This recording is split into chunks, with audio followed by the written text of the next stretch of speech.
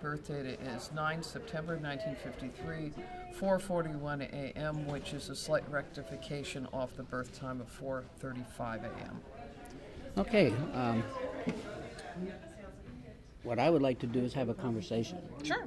But also, anything that you want to talk about, or even look at your chart. If you've never looked at your helio. Oh, I did. You recall I've had helio connections too.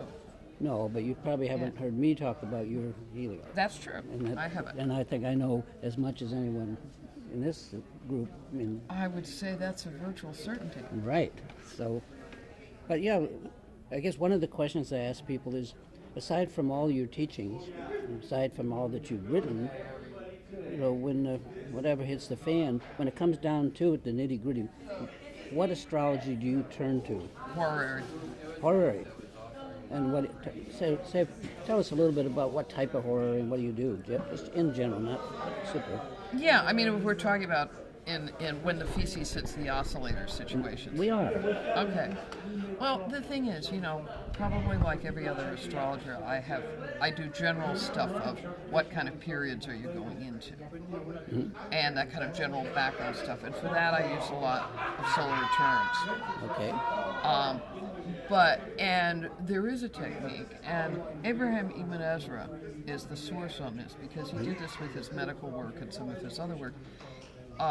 He did 12th harmonic solar returns for the months. He talked about lunar returns, but then he relied more heavily, I think, on the 12th harmonic solar return. So this is something I've been working with more for myself and for my immediate family than for my clients, because usually what I'm working with people, because I do so much medical, is looking at how disease complexes develop and then where they peak, where they're over with, because usually I'm getting people when they're in the peak and they're basically saying, when is this going to be over with? And for that, you want the broader brush with solar return. Okay. The monthlies are really good when you need to break down a year. And so since I'm normally doing that more broad brush, I don't do so much of that with clients unless they really need it. So that's kind of my background work. But then when anything really comes up, it's horary questions. And I think the thing is that when you're trained in horary, you realize that this is a very powerful technique for just what is going on right now. And so, just for a simple example, this morning Maggie was feeling something in one of her teeth. And so she asked a horary question about that particular tooth, that when she asked the question, she gave me the exact location of the tooth. Because we both know this horary game, and the more specific you are, the more, the more it tells you. And it came up with Mars on the 6th house cusp. And so I knew inflation, infection. And so I'm saying inflation, infection, inflammation. So that told her immediately what she needed to do to treat it. Okay. Another question. Do you use astrology to plan out your life, or do you use astrology when something happens in your life and you want to know more about what it is? That's such a huge question, well, isn't it? Let's have a short answer. The short answer is both. Okay, that's a because overall planning, if we're not looking ahead to the next 5 to 10 to 20 years in mundane, we're crazy. No, this is true, but what I'm asking is more like some people literally chart out. They live by the the near planning. Okay, the micro contrast. And the other ones, I see what you're saying. Like I'm more of a person that I'm not a slave to a technique. When something happens, I examine it in many different ways. I'm wondering whether you do that or do you do the other kind. There's some guys that are just rule-ridden. Yeah, I mean, I've got students who have done things like try to elect what time to get up in the morning. That kind of thing. And I'm not. I doubt that you're that guy. No. Yeah, I think that's.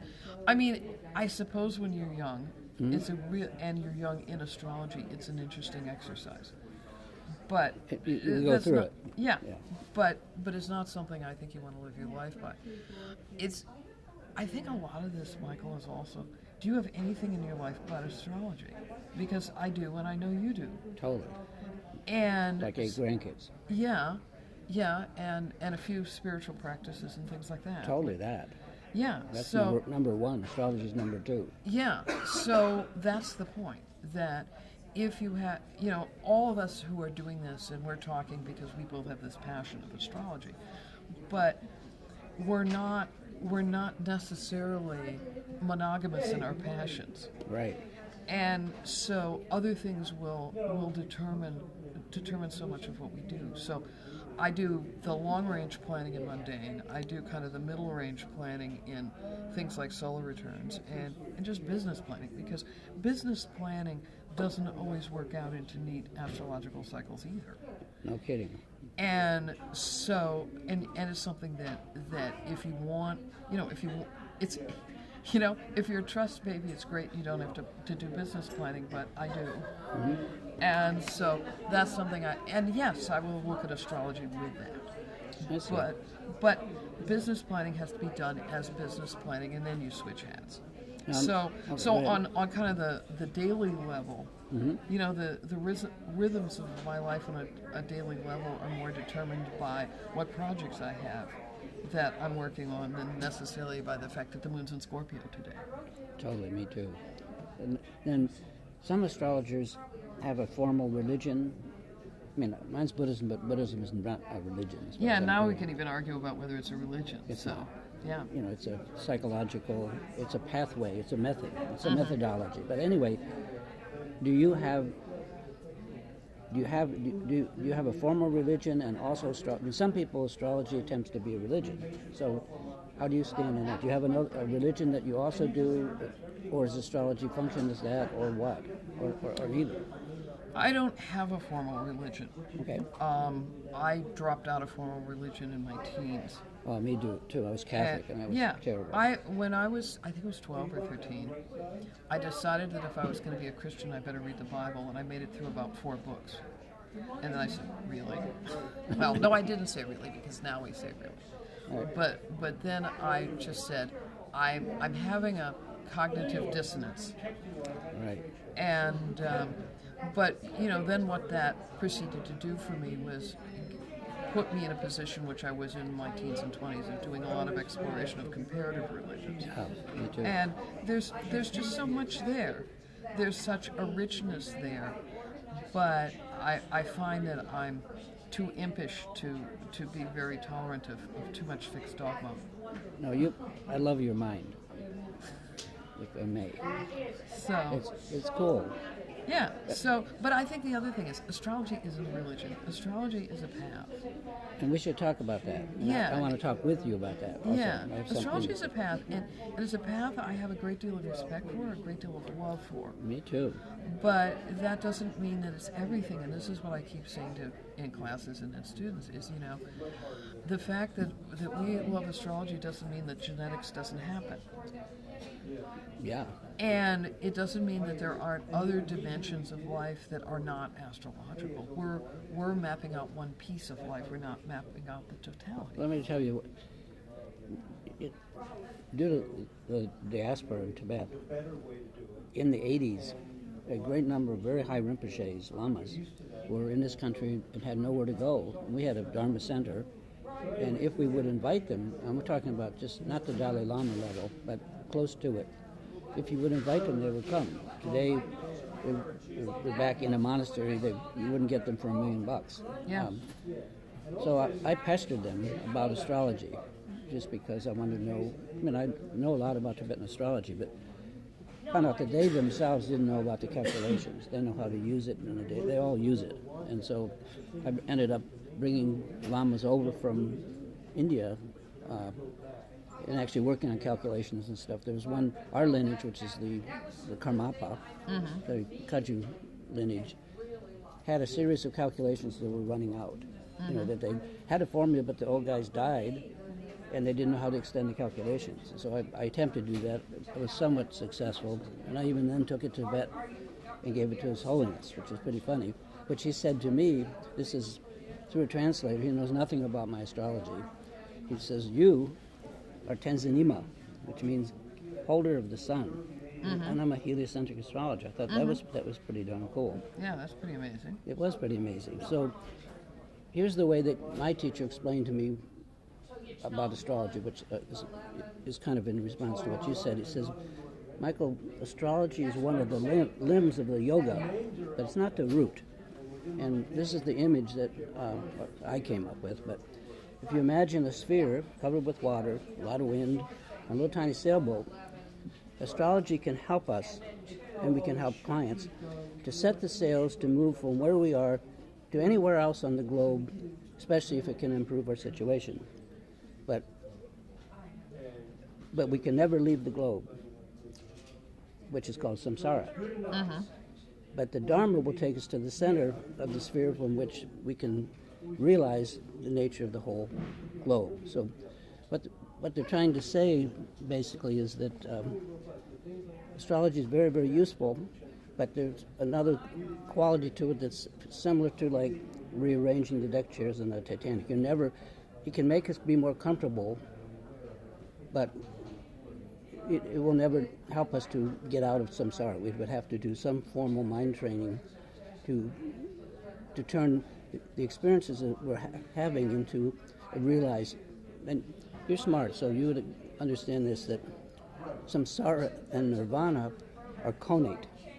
That means they are like two sides of the same coin, and they arise together as one. So that technically, enlightenment is the realization of samsara. So nirvana is realized samsara. It's not like the Buddhists don't have some heaven that we're trying to get to. No, I know. You're not going anywhere. You know? If you don't do it here, it doesn't get done. Anyway, I'll just share that with you because you might grasp it, right? And it's pretty cool the way they think. So there may be things you want to tell me that you can. Otherwise, I'd like to look at your chart. Well, why don't you go to the chart and then we'll see where it Yeah, goes. let's do that. I think that could be good. Let's see. I think I'll let you enter it in because you know your data. And yeah, put your name so I can get it. Okay, good. I assume I don't need commas. I don't know. I can't remember. I designed this program and I programmed the guts of it, but this is one of my last things before I sold the company. I always forget. Oh, I need to state in there. I didn't realize that it was. Where's the mouse? It's good to use a comma. Okay. After the city and then the state. Yeah, I can imagine why. I think that's Nebraska. What do we got here? Not sure. Let's see if it is. Yeah. Yeah, that's it. That should come up to CST. Yeah, let's see. Oops. I don't know why it doesn't stay on the top. That's something I need to talk to David about. Does that look familiar? Here, let's look at this one. That looks totally familiar. Okay, so I like to look in 360 degrees. So. Yeah, whatever. And so that's amazing. I'm not looking at this because it's not a body. Yeah, because it's a node anyway. It's not a planet. That's right. So this is very difficult. I have a daughter who has this in helio. Anytime you have a huge amount of space, it develops an incredible urge or whatever to fill that space, or it's like a drive. But what I wanted to see is your helio chart. See what it looks like. But see, and you realize the geo chart is the Earth's view from within the system, and this is an overall of where they really were. So let me just go back and forth here for a second. Okay, so your Saturn Neptune stays there. But your Mercury Sun, where was that? Is that also there? 16, 18. Yeah. In the geo. And in helio, it's they're very, very, very close. So. Okay, so this makes more sense to me because what I found out years ago when I discovered the helio was that it really represented more of what I wanted to get out of the geo than I could ever get out of the geo. It's like a fiducial chart. It's the mother of the Earth chart, right? So here you have a T-cross, right? And all the sextile trines, when you have little recursive things, this is all I consider mental thinking, but this is like being able to accomplish and do. So this doesn't make as much sense to me, knowing what little I know about you, but liking you and being able to get along with you. This type of chart, a T-square in the helio, there's a whole family of charts, and I call that family that you belong to the loved one.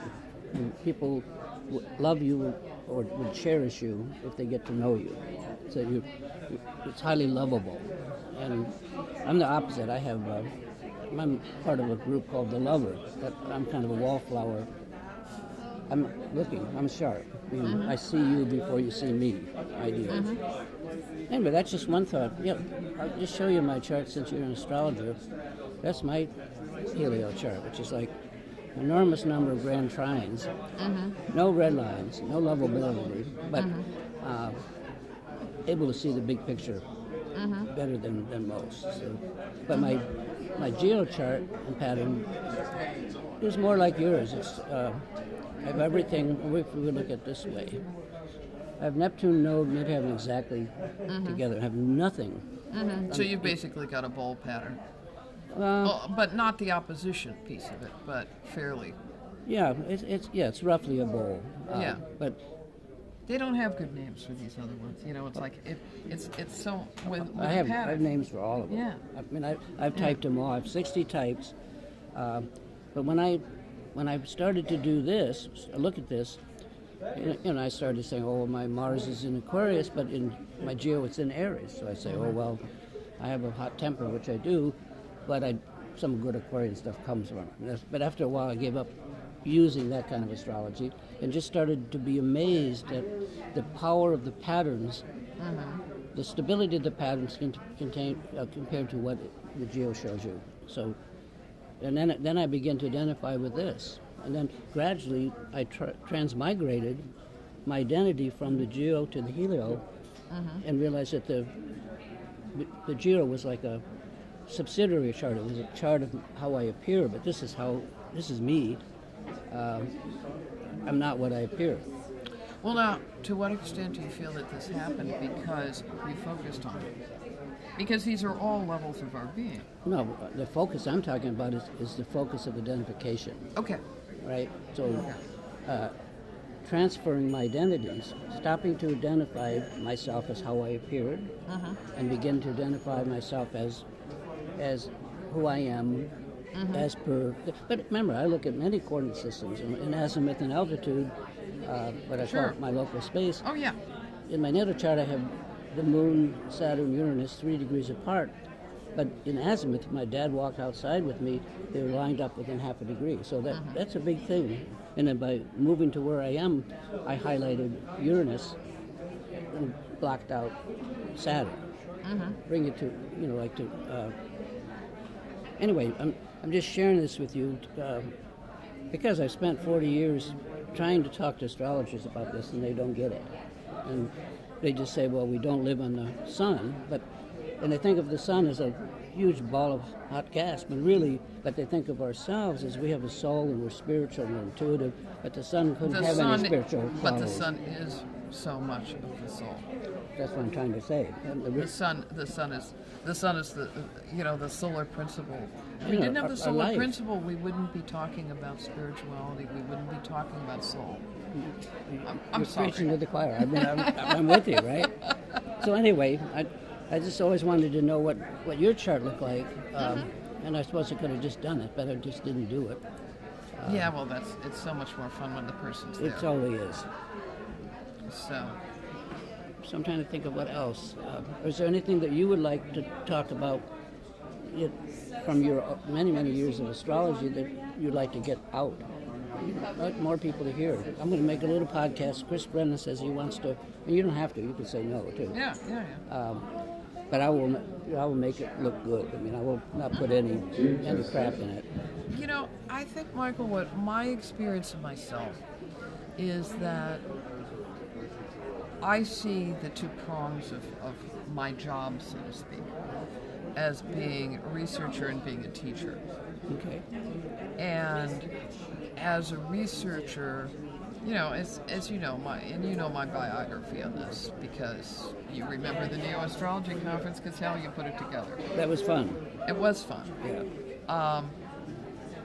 With a scientific background, which my chart positively screams.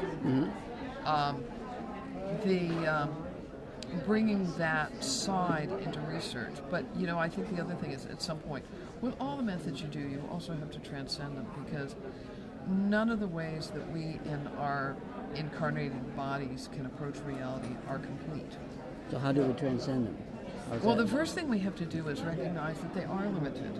And I think that's the biggest thing for us. The limitations of the virtue of being, right? Yeah, there are limitations of the virtue of being, but also to not recognize it is a serious error. That's what is called realization is in Buddhism, is that there's understanding conceptually, there's experiencing up and down, but not holding it, and then there's realization of what the heck you're experiencing. That's right. And so there's, on the one hand, it's very important to have rubrics, have methods of looking at knowledge and trying to query, because query is a huge piece of it. Okay. And that involves curiosity, that involves forms of discernment. And so you have all those methods, but also not getting attached to them. Well, that's the story. That's Buddhism in a nutshell. Sure, that's Buddhism in a nutshell, and that's inquiry in a nutshell. Tell me more about your use of the word inquiry. I understand it generally, but I'll give you're being more specific. Okay, that I might not I'll be give you a specific example of how I'm approaching inquiry in my astrological stuff. Because since the point where I decided to focus on classical astrology,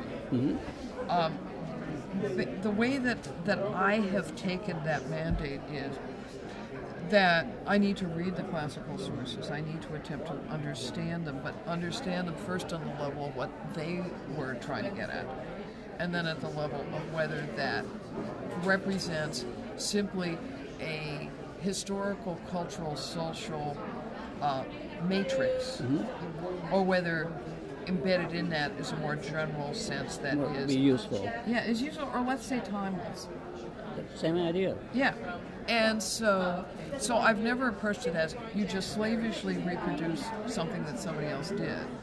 It is more the question of, okay, well, I can see what they did, but now, does it continue to be relevant? Is it generally relevant? Can we bring it forward? Specifically, right? Yeah. You know, it's in a sense before that when I had worked with asteroids, this was one of the questions, that if somebody had a particular say a conjunction to a particular asteroid, and it was tight. She makes us so loud. We may just have to. Yeah, you want to pause for a minute? Just for a second. I could pause it. Testing. We're going. We're not going. Are we ready? Hit this. Yeah, we're going. Okay, so we're good. I don't see the thing moving now. Oh, okay, it's just moving slowly. Yeah, we're not doing much talking. Okay, yeah. So my approach to this material has basically been that, for example, one of the works I've been working with lately is Abraham Ibn Ezra. Yeah, interesting. And I have found Ibn Ezra's works to be just amazingly good for us for several reasons. I mean, he basically was following the Arabic tradition, and so, you know, on the one hand, it's easy to say, well, he didn't originate it, you know, so he's not the source. But I value people who take source material and think it through. And think about the consequences, attempt to explicate it. And so that's why I find Ibn Ezra to be so important, is that he made that attempt. Okay. And so, for example, he lays out certain things about his interpretation of medical charts, where the description is very clear. Well, the whole thing about clarity, Michael, and you know this, if somebody is spelling out a level of clarity in astrology, you virtually have an if-then-else statement. Okay. If we translated it into a computer algorithm. These are very testable ideas. You know, these are ideas where you can say, okay, well, if he's talking about this condition, taking place when somebody has fever, we ought to have a lot of examples that we can gather of people who have fevers. And then really, not do a statistical test, because I think in the end the statistical tests don't tell us that much, because it's skipping over too much of the individuality of the circumstances. Okay. But you can get general ideas. One of the general ideas that was bothering me in medical is we have Jupiter. And now Jupiter, always called the great benefic. And yet Jupiter has expansive qualities, which we all pretty much agree with. Do you know the Sanskrit word for Jupiter? No. It's guru. Yes. Oh, of course it is. And so, anyway, so normally expansiveness is a good thing, but not if you're talking about the disease cancer. Okay. So I was trying to parse that and say, okay, if Jupiter is normally benefic, but its quality is basically the quality of what we describe cancer to be, how can Jupiter be both? Because most of us would experience cancer as a negative thing. Right. So as I looked at some of the data from the Astro Databank and then started working this into my practice, what I came to was, if Jupiter is associated with the first house, then it seems to have the benefic protective qualities. If it was associated with the sixth house, then you had more of a likelihood of cancer showing up as a possibility. Now, that's a differential use. That's not a pure classical statement. Okay. Because to them, cancer was not the dread disease that it is to us, basically because you didn't last. If they knew that if you knew you had cancer, you were probably gone within 2 to 3 months. Wow. And actually, within that kind of society, having 2 or 3 months to finish your affairs, to put your life in order, to pray, to do whatever you wanted to do, was actually a gift. Because what they feared was the sudden death from a highwayman on the road or from a summary execution, Right. where you couldn't finish your life properly. Right. And we have a longer time to get our affairs in order. Right. A little bit. Yeah. So that's what I mean by this, a level of creativity, that it's engaging the material but not feeling like you can't have a thought in your head. Right. What do you think about all these young folks that are getting into classical studies? There's a whole group of them. Oh yeah, I had a bunch in my class yesterday. And what do you think of that? How are they doing?